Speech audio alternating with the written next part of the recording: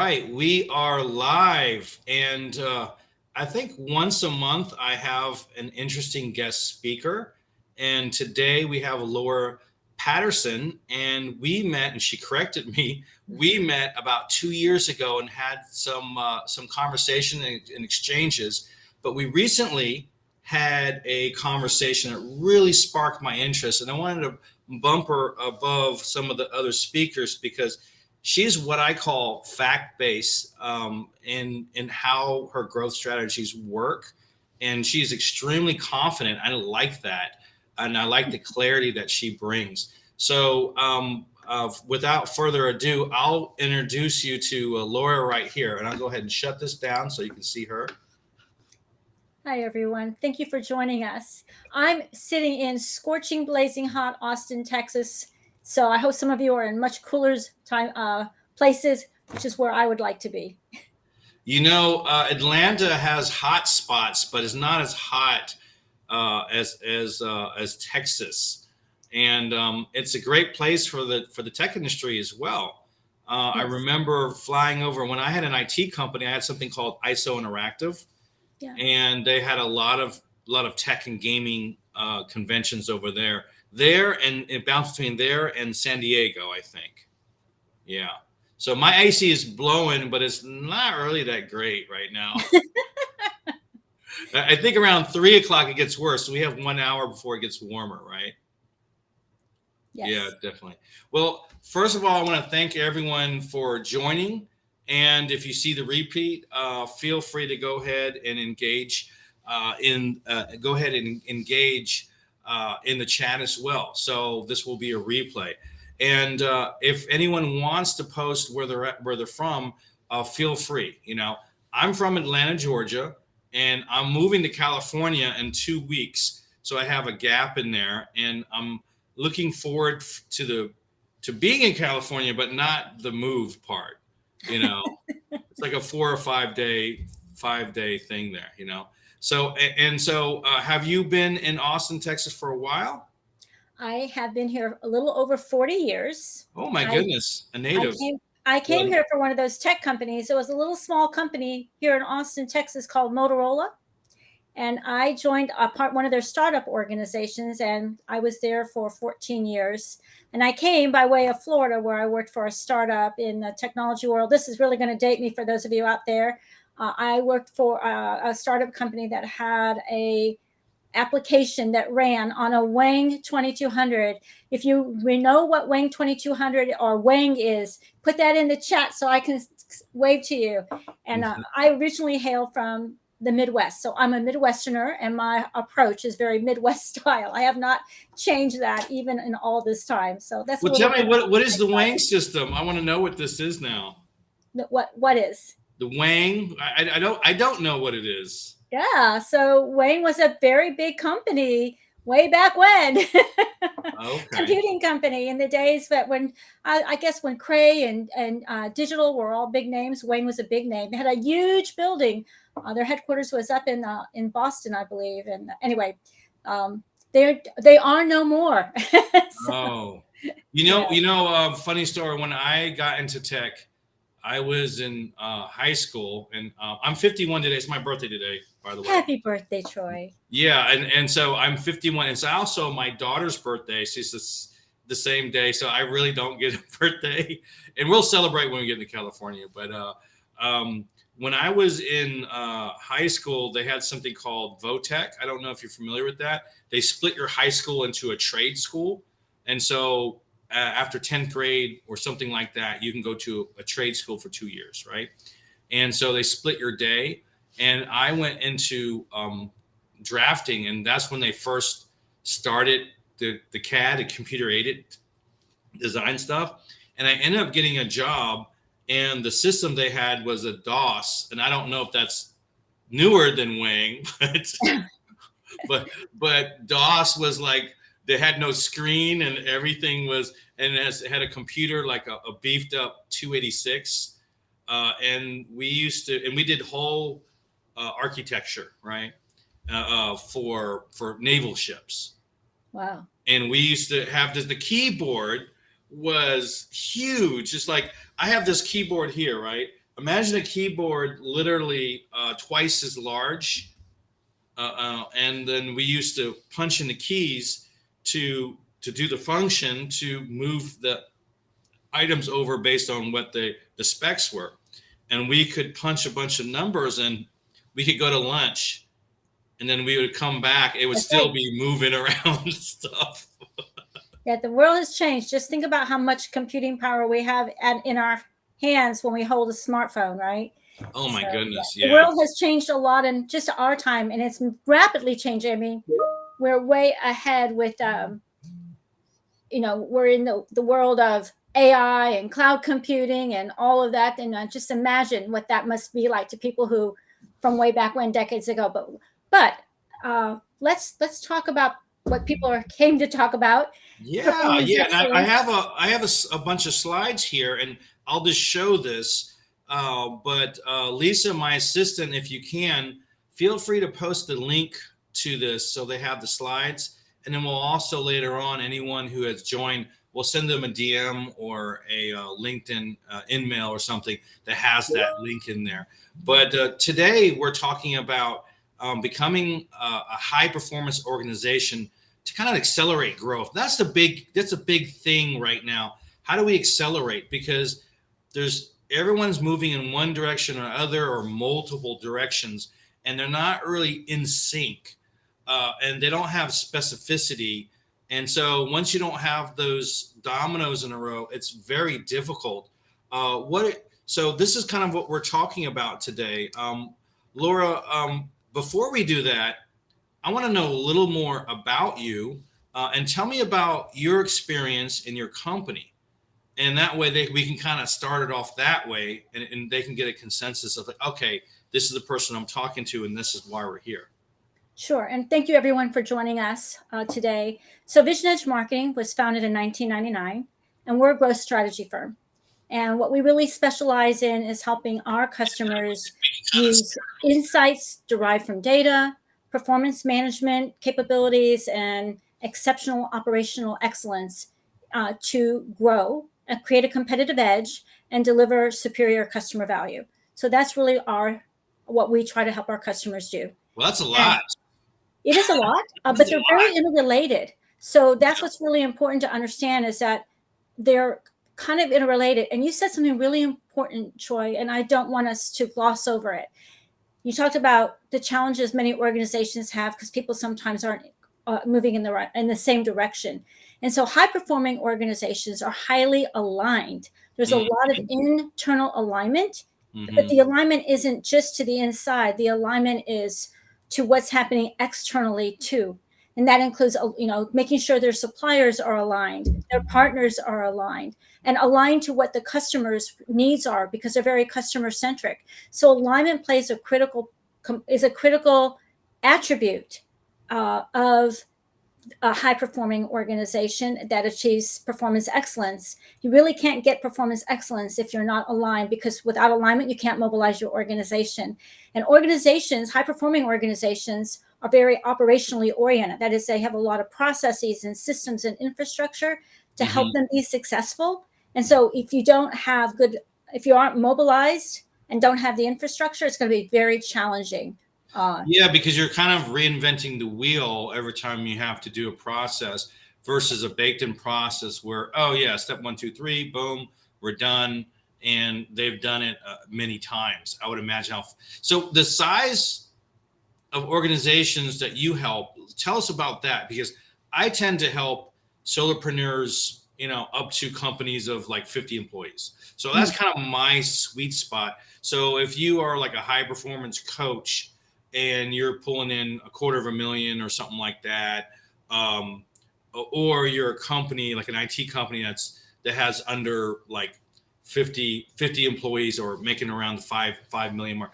To me, that's a sweet spot because it's a lot less red tape and there's a lot of improvement that can be done almost immediately. So where do you specialize in as far as the team sizes? That's a great question. And we've worked with over 250 companies, and they run the gamut, that there are some things in common.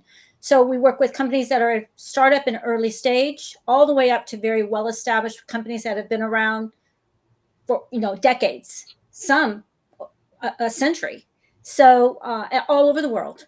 But I would say that we're predominantly a B2B organization. So most of our customers, I say 98% of them are in the B2B space. Even in our one of our primary markets is financial services have a very strong B2B component. So we work in 5 primary industries: financial services, as I mentioned, and what we call manufacturing. So what traditional manufacturing, transportation and logistics, high tech, and that's everything in high tech. We've been in cybersecurity since 2001, networking, computing, semiconductors, which is, as I mentioned, one of my personal roots, software as a service. So whatever you would call technology. Yeah. And then what we would say is life sciences, medical devices, bioscience space. So those are the 5 key What areas. size companies are they? Because those seem to be, in general, I deal with some of those, but those seem to be in general larger companies. No, they can be startups too. I mean, sometimes there's companies come up with a new technology in one of those spaces. Lots of cybersecurity firms were very early stage, right? That's true. Many of our customers in life sciences can be quite early, but then there can be those that have been around a very long time. And even some of the ones that have been around a very long time aren't necessarily huge. Some they're very niche oriented, very specific markets with very specific problems that they solve, and they have a very targeted customer base. And that's very true, for example, in life sciences or in measurement, for example, in measurement devices or things like that. Sure. So I will open this up here to make sure I'm not going too far from the agenda, but we got kind of 3 highlights that we want to talk about. And one thing you're just mentioning is about high performance organizations on how to focus. And one thing is we always talk about value. And I think that a lot of people don't really understand the word value. They think it's valuable to them. And no one cares about you. You have to care about the other individual and see what's valuable to them. The second area, and we'll touch on, is high performance organizations, how they get aligned, and then how do they get understanding of what is customer centric. And the third is leveraging data. And I know you're a big data person, so we can definitely talk about that in the order that you would like, Laura. No, we'll just do it in that order. So, because I think it's a logical order that you guys put together. I think that makes sense. And yes, so I come from my roots as in my profession are from the science side, as opposed to maybe the creative side. So don't ask me questions about headlines or or colors or logos. That's really not my area of expertise. But if you want to look at data or get answers to specific questions or have specific questions that require insights from data, you're in my world. So, and that's fun to me. And you mentioned, Troy, that you spent a couple of years drafting. We think of ourselves as architects in our firm. So we think of ourselves very much like architects. We're helping our customers architect, create the blueprints for their success, the strategic plan, the messaging, the positioning, how to bring new products to market, how to understand the customer journey, how to create personas, all the things that you might need. And you really brought up an important point about value. So customer centricity is where you have the customer is at the center of every decision that you make. It's how you run your company. Yeah, right? you would think that most people want to work with, like, quote unquote, the best, right? And in reality, that's not true. They want to work with someone that they feel that they're providing value. And of course, the outcomes have to happen within a certain range. And so I always believe that you have to do your job well, regardless. That's just part of the check, one of the check boxes that you have to do. But you really have to reach out and provide the value in a way that they understand. So when you say customer centric, they're saying, "Oh, is this valuable?" The customer, if I were the customer, it's valuable to me, and this is the reason why. And so, would you want to talk about what is considered valuable to those customers, and how does that communication process work? Maybe an example for that. Okay, well, first of all, in order to know what's valuable to the customer, you need to ask them. A lot of people make Good assumptions point. about what's valuable to the customer, and we need to ask, what's valuable to you? Why is that valuable to you? Sometimes they tell you something that's valuable, and then you need to kind of do that, what we call 3x5 kind of, 3x why question. Ask, well, why is that? Why is that? And then I'm why sorry. is that? I'm slow down, Laura. 3x why? It's the idea of you asking the why several times, Oh, so that you get to the real kernel, right? So someone will say, this is valuable to me, whatever it is. It's valuable to me for X, Y, and Z. And you might say, oh, great. And you might think that's the answer. And you might want to say, well, why is that important to you? And you'll get a little bit more, right? A little richer. oh yeah. You want to do a deep dive? Yeah. And then they Comprehend. might say that. And you might say, that's interesting. Tell me more about that. Tell me why that is so important, or why that means so much to you, however you might frame it, so that you can begin to really understand what's truly valuable to them. Because someone might say, what's really valuable to me is that someone is responsive, right? Yeah. I make that up. Yeah. Or what's really valuable. That's a true thing, because Yes. a lot of people are left in the dark. Yes. And say, for example, I had an IT company, and I still do. I have partners for IT companies, but I have to make sure expectations are met. And so I'm very stringent on timelines. And so when someone else misses a timeline, it's not really their fault. It's my fault, because I own the company. And so that information has to be delivered, through the development process, as well as the customer knowing when they could see those timelines, or when they're running their sprints, or those areas where the project or whatever it is that is getting completed. And that's true for every process. I'm onboarding a client right now, and I tell them it takes this long to do it, and these are the steps, and they kind of know what they're getting involved with. So there's no major unexpected pain happening. Yeah, you bring up a really good point. Onboarding is really an important step in delivering delivering service, right? Managing expectations and onboarding helps make sure we have a good understanding of how we're going to work together. And so that's a critical process to have in an organization. And you want that process to be, as much as possible, customer-centric. How does that process going to facilitate taking care of the customer in the way that the customer wants to be taken care of? What will work for them, right? So that's maybe a good example. Onboarding might be something you do, but you want to make sure that it's going to be helpful, useful for the customer, and that it's going to help ensure that they get what they want and they feel good about working with you. I can tell you some certain type of people are notoriously bad at that. For example, I used to be. I was a programmer and a developer, and we did these huge projects for Fortune 500 companies, and these gamification projects and stuff. And when information came in, I knew what to do, but to sit down and explain it takes longer. I wasn't very good at that.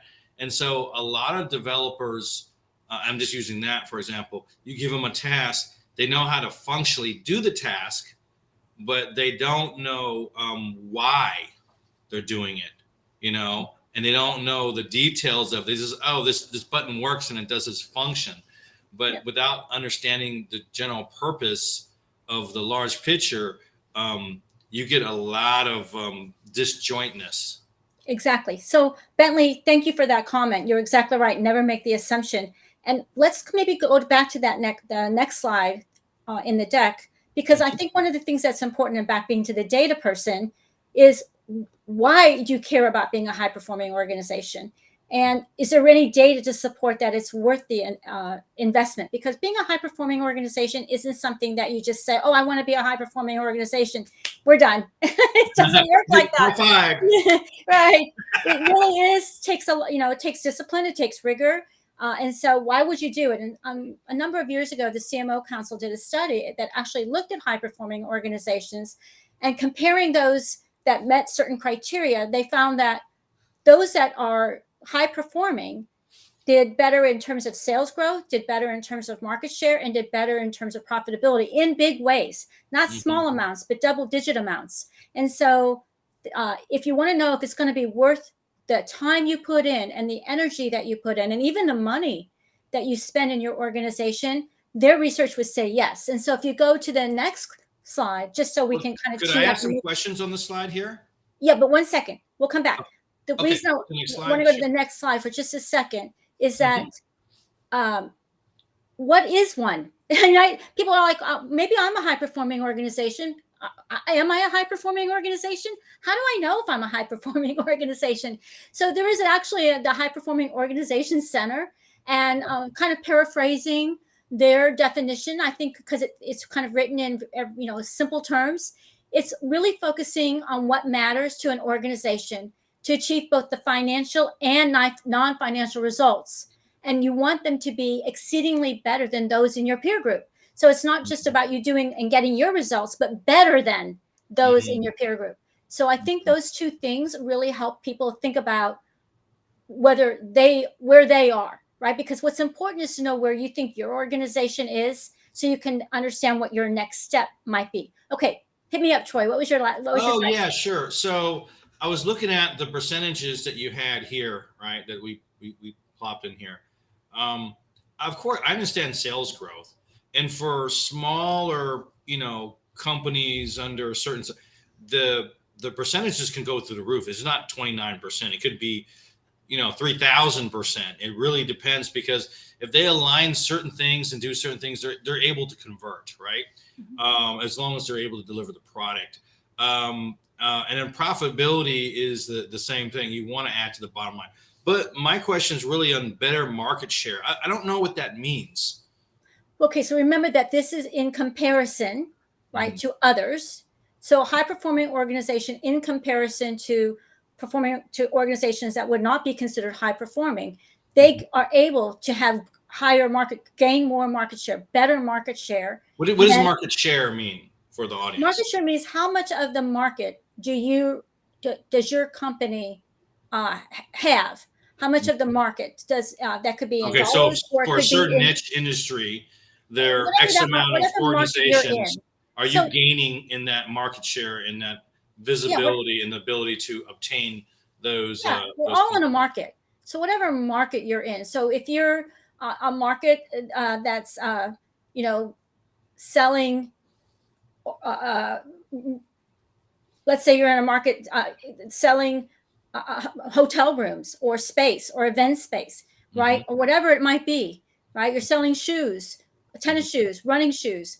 You're selling to a market. The buyers are people who need your product, and hopefully you're delivering something of value to them that meets their requirements in order for them to buy from you. And if you're a high-performing organization delivering on that customer value, you will have better market share. That will mean you will have more of the customers in that market than your competitors. And then how they obtain those things is, through not just this optimization, but finding these opportunities for success. For example, and I'm making this up, of course, making sure that you're on the top list of the main hotel app, creating those relationships around that in order to be seen above everyone else, having a good rating system that people engage with, and they want to be at that hotel or so event.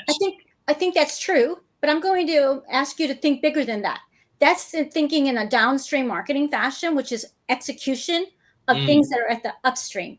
And so high performing organizations, so if you go back to those slides for a moment, and we just kind of tee up the next thing about our friend Peter Drucker. So I'm a big fan of Peter Drucker, and he wrote quite a bit. He's pretty much considered the father of modern management. And I truly do believe that this particular statement of his, which is the purpose of business is to create a customer, not sell a product, not sell a company, but to actually create a customer. And that business, he said, business really only has two basic functions: marketing and innovation. Those are the only two things that produce results. So notice that he's talking about marketing in a very different way. He's Right. talking about marketing in a very strategic way. So if you go one step more in the slide, the reason I'm bringing that up is that high-performing organizations have a very different kind of marketing organization and function than others. So we have learned, we've been doing research in this space since 2001. And so this work has found that in high-performing organizations, the marketing function operates what we call as value creators, marketing with a capital M. And I just put from 2013 to 2021 on this slide, so you could, on this chart, so you could kind of see.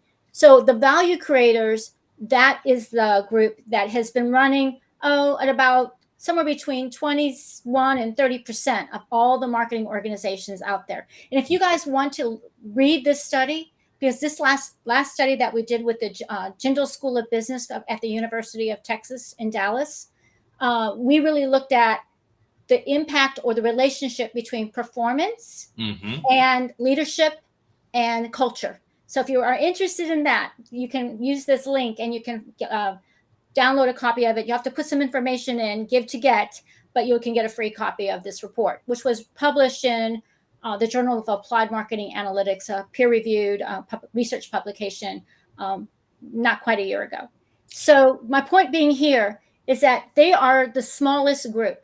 And what we've learned is it really doesn't matter what industry or what region of the world or what size budget they have or how many people or anything in the organization. What really, those are not the determining factors. Leadership style and culture are determining factors. And so you might find that to be interesting. Yeah, that is very interesting. So that's back to a high-performing organization has Well, to have. I would imagine the leadership inspires unity, so everyone is on the same page and moving in the same direction, which impacts the performance. Would that be true to say? I am not going to do a spoiler alert here. Read the study and you'll find out what the combination is, the right combination. And there is a very specific combination. And we didn't make it up because we are a research-based database as a firm. We actually leverage two very well-established frameworks. Well, you have 8 years of data here, you know. Well, we actually have more than that. We have data going back all the way to 2001. Sure. I just put these years here just so you could kind of see the trend. And we could spend an entire hour on this. And I know there's some people that joined this group that have today that have seen that and heard about that study for many times. So they're very familiar with it. But what I want to talk about is what these value creators do better and differently, and basically everything. But there's 4 primary things they do better and differently. And I think for any organization that wants to be high performing, we're all looking for this, the secret. And so I'm trying to give you the secrets. The silver bullet. Yeah, I don't even think there's one silver bullet, though. I think it's. No, there's not. There's actually 4 on that particular slide. But it's a combination of understanding what specificity works in those particular situations the best. Actually, actually, I'm going to push back a little bit, and the answer is it doesn't matter. It doesn't matter your industry. It doesn't matter your size. These 4 things are. And are these the ones on the sheet right here? These are the 4 things that the value creators, regardless of their industry, how big they are, how small they are, how much money they have, how many people they have, whatever it is, whether they're B2B or B2C, these are the 4 kinds of things that are particularly different in value creators. First of all, they're very customer-centric in the way they approach strategies and growth. They align their activities and investments to very specific quantifiable business outcomes, which I'll define if anyone would like to know. They are extraordinarily good at selecting measures that matter, that are relevant, that resonate, that are often again, very customer centric, and they're really good at performance management. That is using those measures and managing their performance. And then they have a rigorous approach to operational excellence, and that's very process oriented.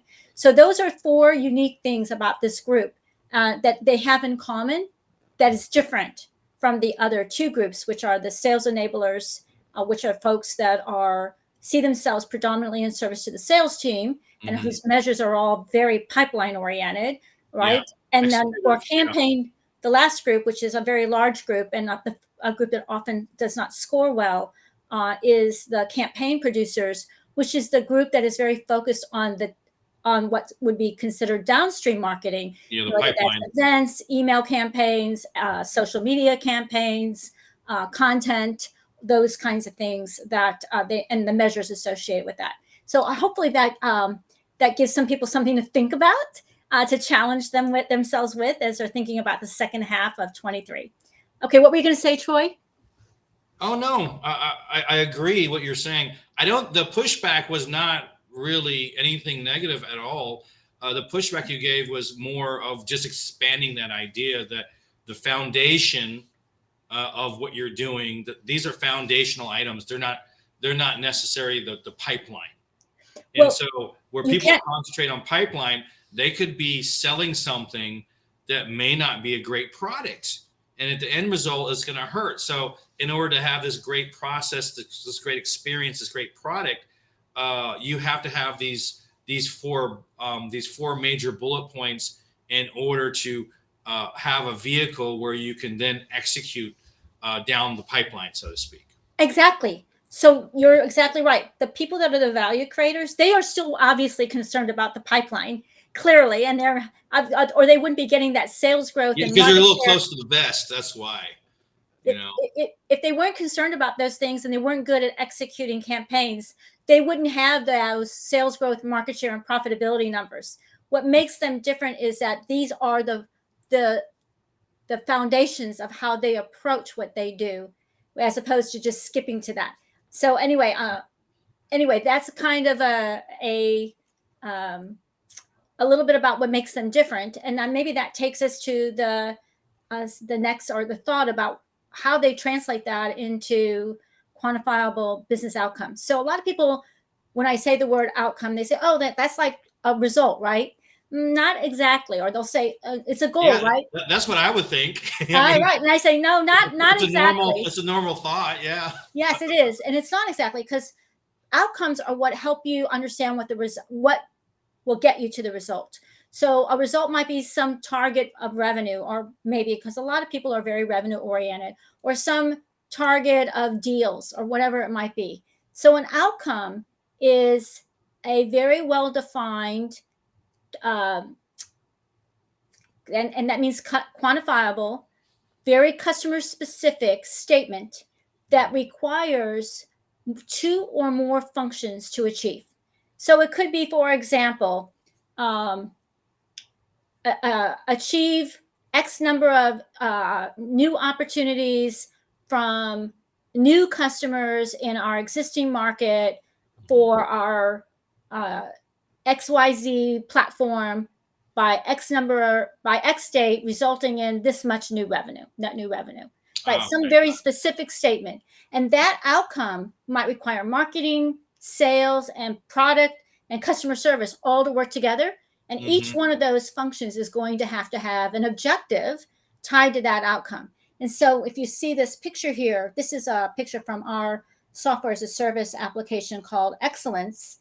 And it is what helps companies build this direct line of sight between an outcome and an activity. So way down at the bottom where there's an activity, that might be your SEO keyword, activity, or it might be your PPC campaign, or it might be an event, a couple of industry events that you're going to, way down in the activity and tactic level.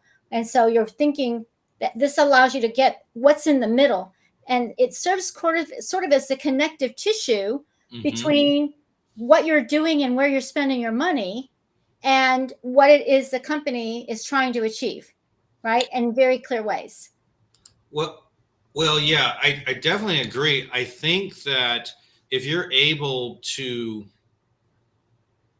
put a flow chart that represents the vision and the steps, it adds all sorts of clarity.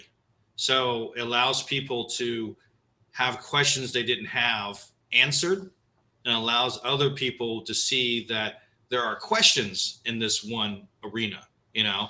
And so clarity is super important. So again, I think we're going back to that structure, the Yes. structure of, and one thing that you brought up that really resonated with me is that, well, maybe we have X amount of followers or customers or whatever the case may be, right? And so I have a network of X amount on LinkedIn. It's very small, like 25,000 people on LinkedIn, right? And they know me, they see my content, right? Well, no, it's very small compared to other people. I've seen people that have, I got 3 million, 100,000. So it's just like, I do really well, but in comparison to the big boys, it's not really, that much, but it is an audience. And so, if they're already buying from you, already participating for you, understanding that, hey, we got this other thing that we feel that they want, and they've been asking, they want this thing, whatever that thing is, you can say, okay, let us fulfill that and retarget those individuals, because it's much easier to convert a current client to an upsell, or a vertical sell, than get a new customer. I think it's, what's the number? Someone told me it's 10 times harder to get a new customer than to upgrade a current one, or something like that. I think what I've heard is it costs 5 times as much to get a new customer as it does to keep one. And so, to your point, piggybacking on that, if you had an outcome around growing share of wallet, that is the amount of business that you're doing with an existing customer, and Okay. that and how you're going to grow that share of wallet. Is it going to be by selling more of what they already buy, or is it by getting them to buy other things that you offer in addition to what they currently buy? And you had that very clearly defined as an outcome, then Mhm. everybody would know that that's what they're, when they come to go to work the next day, right? Mhm. Everything they're doing should be lined up against those outcomes. So they'll be there's Mhm. no, right, we all go to work. I want to believe that we all go to work to do a good job and to make a difference. We all want to contribute in some way. I mean, I Well, if would. you're in a high performance arena, then yes, the, Okay, the and my answer is point yes, being, if I'm going, irrefutable. my point being that if I know what it is that I need to contribute to, I'm going to be a lot more effective in Hmm. making decisions about what to do with my day. Right. So if it's very clear, the business outcomes are very clear, and I understand what I am expected to do in the function that I am in, then, and I have clear measures of doing that, then I'm going to be a lot happier, because employee retention is a kind of a connected to customer retention. I'm going to be a Right. lot happier employee because I'm going to know that I'm making a difference in doing things that matter, which kind of goes to that, I think, to the next slide that people might be looking at. When you say things that matter, you're referring to what matters to the organization and the individual, or both, right? So you want your whys to be aligned. You want the customer why, There the you go. company why, and your why, hopefully, to all be in sync. Now obviously that may not be all the time, but you want those three whys to kind of be uh, synergistic, right? Hmm. Working together. Um, Hmm. if people that you have in your organization, high performing organizations, the people that are there, they're aligned with the organization's, hopefully, its mission, and that hopefully the organization's mission is aligned to customer value. So this is when you have a structure. So the example of excellence provides a way to build a plan, whether it's a growth plan or a sales plan or a marketing plan. It's a way to build out a strategic plan. You can have the same structure every single time. And one of the things that a structure like excellence allows people to do is to have this secret weapon, which is mission meaningful measures that form a metrics logic chain. I'm And so this is sorry, how Laura. Say that again, slower. a mission meaningful measures that form a metrics logic chain. Okay, So that's hard that to little say. chain that was on the picture, when Yes. I'm down, if I'm this working in chain your here. organization, and I'm responsible. Let's just say I'm a customer success manager, and I somehow am responsible for retaining some number of accounts, or maybe right, getting them renewals for some number of accounts, whatever that might be. Yeah, for retention. Right? I have some activities that are tied to that, and maybe some tactics. I'm kind of down at the bottom of the chain because I'm in that role. And I might work for somebody who is, I'll make this up, the director of customer success. And the director of customer success maybe works for the chief success customer officer, or maybe the chief strategy officer, or maybe the chief growth officer, somebody who then reports to the CEO that has the outcomes that they are then responsible for reporting to who other stakeholders of the company, whether that's the board or shareholders or whatever that might be. And so they have to form a chain, and all those people's measures need to sync up.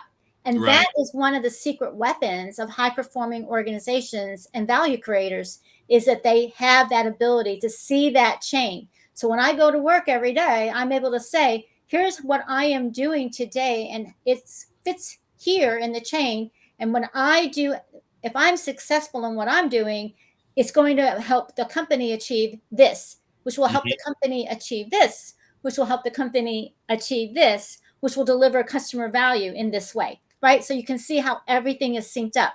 That's the very first thing we talked about out of the gate today, alignment. So this is a form of that. Let's talk about that in a smaller metrics for maybe a solopreneur that has contractors and stuff that's working for them.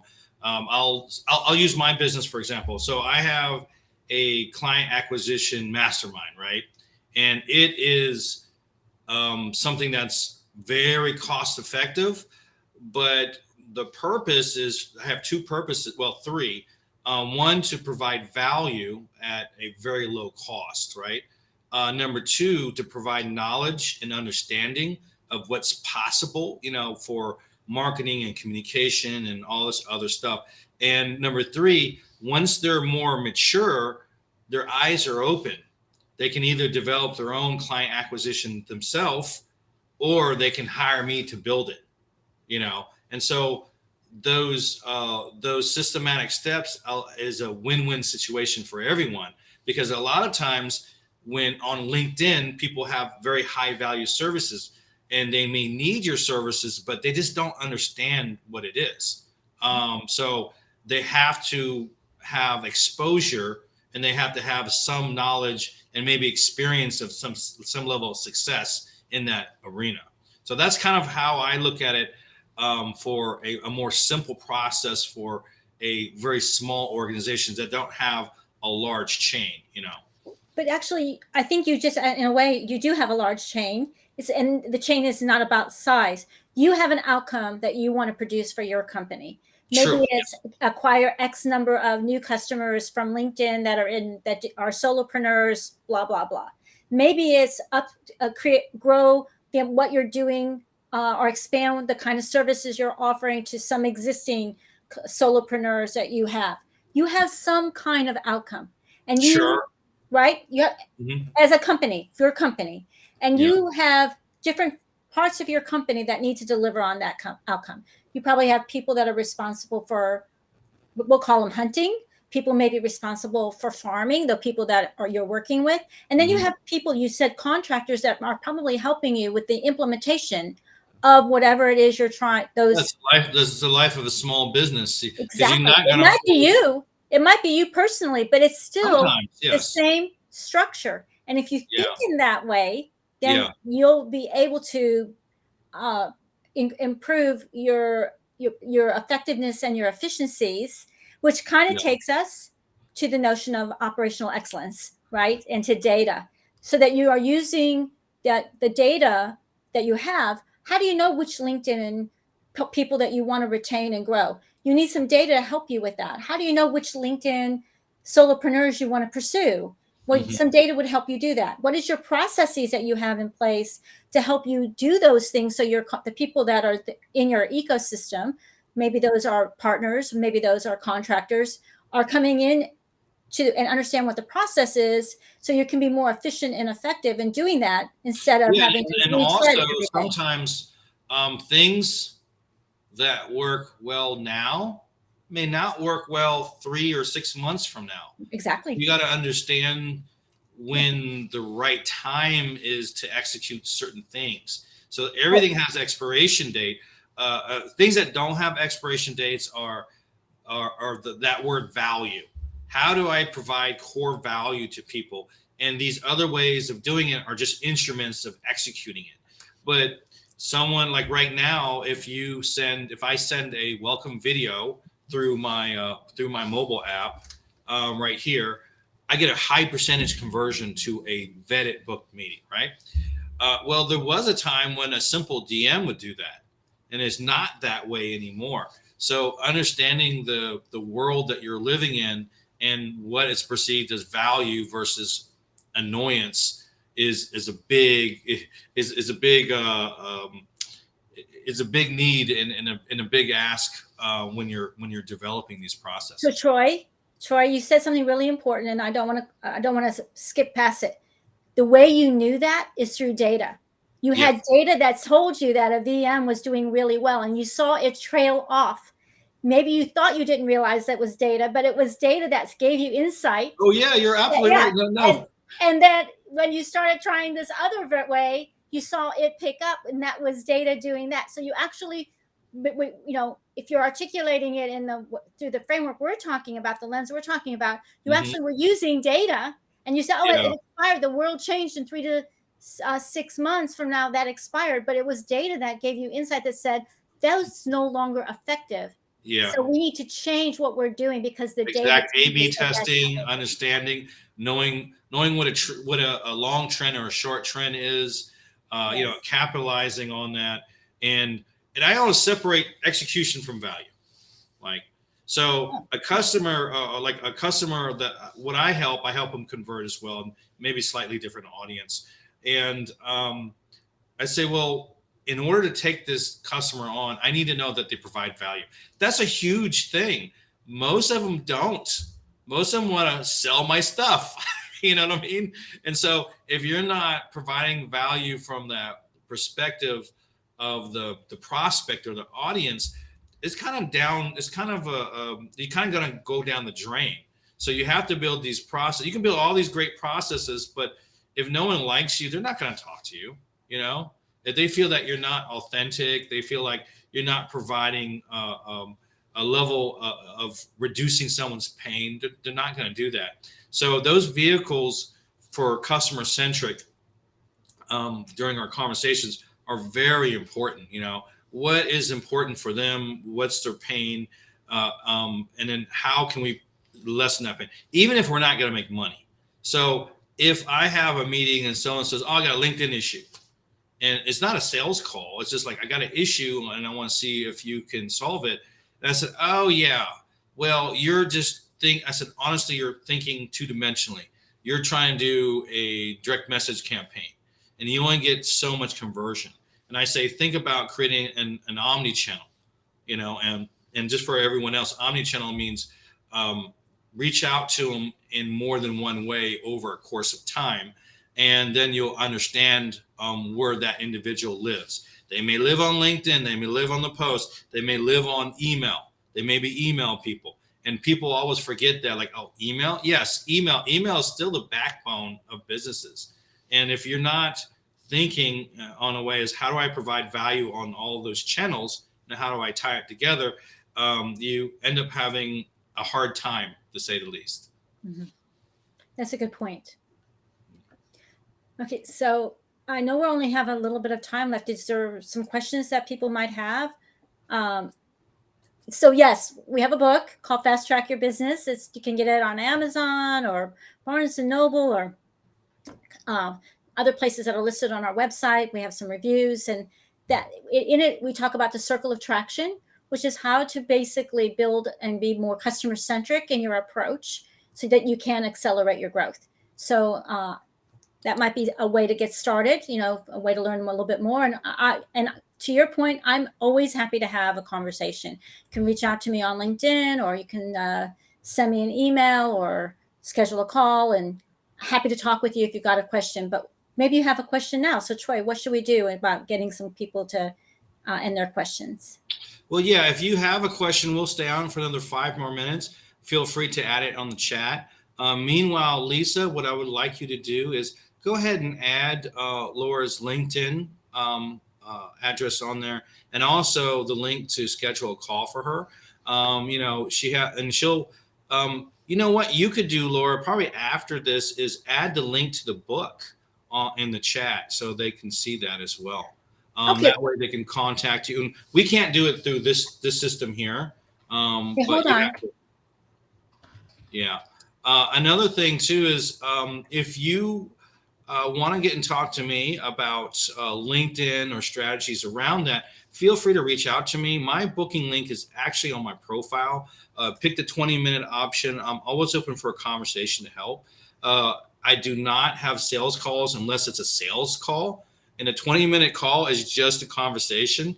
So I always like to see if I can get to know you and maybe provide some insight on how to solve or lessen a particular pain. So feel free to go ahead and schedule a call. And one last thing is, if you are trying to learn systems, reach out to me as well. This whole show is sponsored by the Client Acquisition Mastermind, and so I'm already filled at 6 or 7 seats of it. But I'm looking for a good group of people that want to get together and learn how to build these systems together. And so we have a course, and then we also have an open hours. I charge quite a bit for my hourly rate. So this is kind of a really great opportunity just to pick my brain and just to fix stuff that need to happen. If you're interested in that, just book some time with me and I'll have a chat with you. And it's super cheap. Laura, I know that you sent the link there. You sent it to on the private chat. So what happens is Studio Stream, we're using Restream, and it doesn't allow us to text back on the chat. So we'll go back on there, and so I'm gonna save this link, and then I'll jump on the chat and add it for you. Yeah, it wouldn't let me put anything in to regular chat. Oh yeah, it's just not built that way, unfortunately. When you're doing these streaming services. But I do appreciate everything that you have explained to us, and you are very articulate, and I appreciate that because there is a chain of command, and as long as those things are aligned, people can move very quickly to meet some of their goals for success. And that's at the end of the day. I was in the corporate world, and I am not suited so much for that. To be honest with you, I'm a doer, and so some of those things are red tape, like there's too much red tape for me. And when I was a project manager for Cricket, which is a great company, by the way, I was one of the first PMs they hired, as far as I knew at the time, and they gave me 37 projects to manage, and I had 5 people I had to report to. And one had to do a PowerPoint, one was an email, one was a spreadsheet, and person one couldn't know what person 4 knew, and they, like, don't tell him this kind of stuff. All he's interested in is this information. And so the corporate world is designed for very special people, and I'm not one of them, because of the intricacies that have to be involved. And I think at the time, I was very straightforward, and I was more of a doer. And so you have opened the light to why those structures are in place. So I appreciate that. And I don't have anything else to talk about. So I'm a little bit long-winded, but I do appreciate the conversation, Laura, and I thank you for being on the show. Oh, thank you. Thank you for having me. I enjoy watching and the events that you have put on. So I really feel honored to be among them. So thank you for that. And thank you, Lisa, for all of your help with preparing Lisa's for today. awesome. Yes, and everyone who came today, really appreciate your time, and I hope everyone took away at least one, actionable idea or something that they can chew on that might help them improve or expand their high performance capabilities. And I know I said this before, but for the people who registered, we'll shoot them a DM just for the replay and the link to the post that we sent right before. So thank you, everyone. I do appreciate it. Take care. I'll have a great rest of the week. Bye-bye. You as well.